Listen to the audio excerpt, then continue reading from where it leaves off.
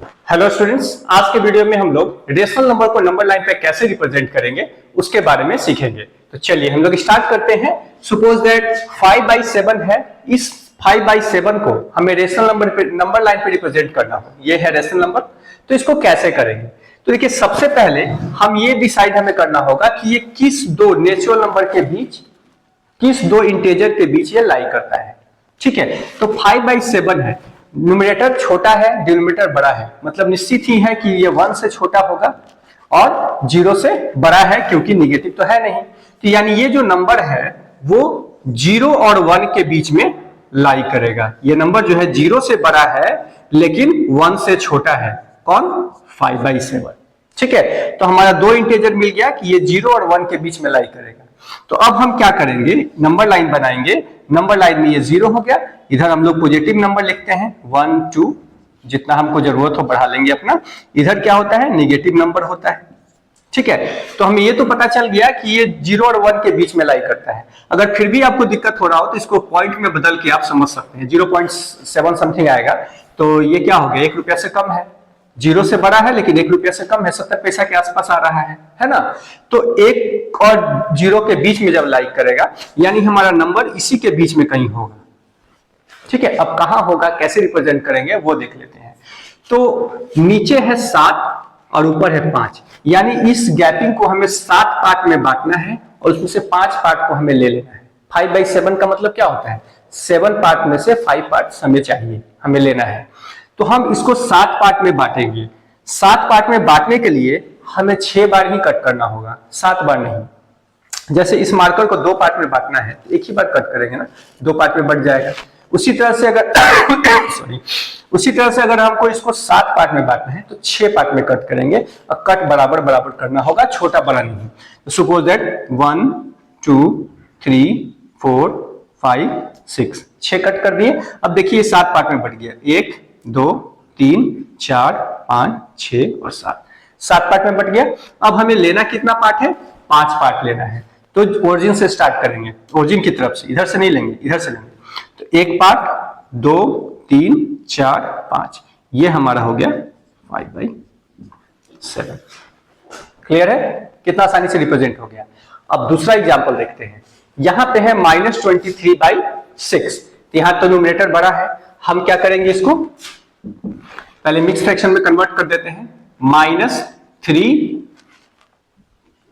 5/6 आ गया। तो ये नंबर तो देखने से ही लग रहा है कि -3 से बड़ा होगा और -4 से, -3 और -4 के बीच में होगा, क्योंकि आगे में -3 है, कुछ समथिंग और भी है। तो ये नंबर हमारा -3 एंड -4 के बीच का नंबर है। तो अब हम क्या करेंगे? एक नंबर लाइन बनाएंगे। ये 0 हो गया, इधर हमारा -1 -2 -3 और बढ़ा लेते हैं हम लोग, ये -4 हो गया। ठीक है, अब नंबर -3 और -4 के बीच का है, यानी नंबर यहां का है, इसके बीच ही इसको रिप्रेजेंट करना है। तो इसके बीच में कहां होगा, कैसे रिप्रेजेंट करेंगे? तो हम क्या देख रहे हैं? फ्रैक्शन वाला पार्ट को देखते हैं। 5/6 है, यानी 6 पार्ट बांटना है और 6 में से 5 पार्ट हमको ले लेना है। तो इसके बीच में अगर 6 पार्ट में बांटना है तो उसके लिए हमें कितना कट करना होगा? 5 कट। 1 2 3 4 5, 5 कट कर दिया। अब ये 6 पार्ट में बट गया, इसमें से हमें 5 पार्ट लेना है। किस साइड से? जिधर से ओरिजिन है उधर से ही लेंगे हम लोग 5 पार्ट। 1 2 3 4 5, यानी ये हमारा हो गया -23/6। क्लियर है? बहुत ही आसान है। अब एक डेसिमल वाला देख लेते हैं। इसको अगर हमें नंबर लाइन पे रिप्रेजेंट करना हो तो देखने से ही पता चलता है, पॉइंट के पहले 1 है और समथिंग है, मतलब 1 और 2 के बीच में होगा। 1 से ज्यादा होगा और 2 से कम होगा। 1 रुपया 30 पैसा समझ लीजिए इसको। तो 1 से ज्यादा है और 2 से कम है, तो यहाँ 0 ले लिए हम लोग, ये 1 हो गया और ये 2 हो गया। अब इसको कहां रिप्रेजेंट करेंगे? तो इसको हम ऐसे लिख सकते हैं 13/10, पॉइंट हटेगा तो नीचे में 10 आएगा। ठीक है, यानी 1 और 2 के बीच का जो पार्ट्स है उसको 10 पार्ट में बांटना है और 3 पार्ट उसमें से ले लेना है। तो 10 पार्ट में बांटने के लिए हम इसको 9 छोटे छोटे पार्ट्स में डिवाइड करेंगे। 1 2 3 4 5 6 7 8 9, 9 पार्ट में बांट दिया। 3 पार्ट हमें लेना है ओरिजिन की तरफ से, 1 2 3, तो ये हमारा हो गया 1.3। क्लियर है? तो पॉइंट वाले को कैसे रिप्रेजेंट करेंगे? माइनस में हो तब कैसे रिप्रेजेंट करेंगे और प्लस में हो तब कैसे रिप्रेजेंट करेंगे।